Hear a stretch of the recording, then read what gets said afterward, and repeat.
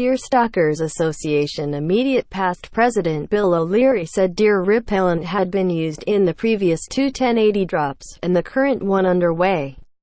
This year's beach mast was expected to lead to a heavy breeding season for rats. Kahurangi National Park was home to many vulnerable species including kaka, great spotted kiwi, and rock wren, Doc said. All are ground-nesting birds, which are particularly prone to rat and stoat attacks. Deer also damaged native forests by feeding on forest plants, trees and seedlings, Doc said. It said there were 7 species of deer established in the wild in New Zealand.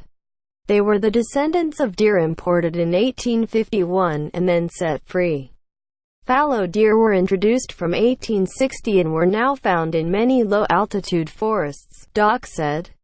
However, hunters argued that culling animals, considered by some to be pests, was important to preserving plants and trees which deer foraged on. Mr. O'Leary said hunters respected moves to protect native bird life with the use of the poison and trapping, but they did not want to see the deer wiped out. The herd, which was now a remnant of a larger one, lived on the last bit of public land in Golden Bay where people could hunt. It's important for 2 reasons. It's one of the first herds to be established in New Zealand, and secondly, in the Takaka, Golden Bay area that herd is on one of the few places on public land where people can hunt deer, Mr. O'Leary said. If that little herd is taken out, and it would take only 1 or 2 1080 drops to do that, there would be no public hunting in the Golden Bay area. He said the small, fallow deer were essential for regenerating the herd in the area.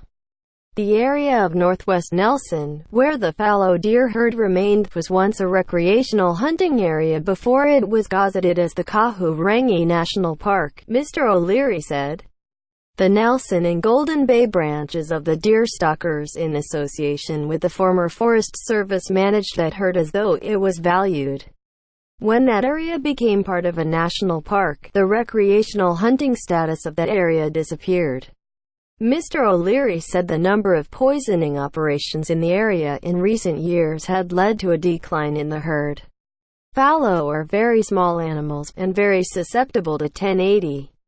He said they did have the potential to damage native plants the same as a tramper walking up the track. Mr. O'Leary told a recent Nelson Marlborough Conservation Board meeting that hunters managed trap lines in Fiordland and elsewhere, including the Nina Valley, Lake Sumner and Rockaya, and behind Richmond in the region. However, conservation groups have challenged the Deer Stalkers Association about the conservation work it carried out. Hunters around the country killed up to 150,000 animals a year, he said. In most cases, they were deer in the alpine species of wild goat, tar. Mr. O'Leary said it was wrong to compare death of an animal by 1080 as the same as being shot. One of the criticisms we face is that hunters are only into it for blood sport, but in many cases hunters hunt as a byproduct of just enjoying the outdoors.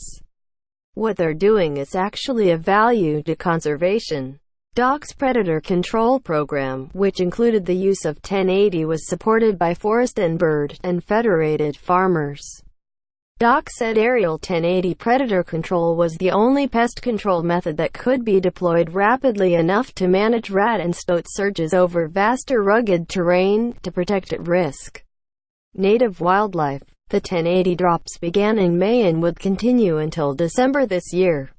Areas where the treatment occurred would be closed to the public and would be well signposted.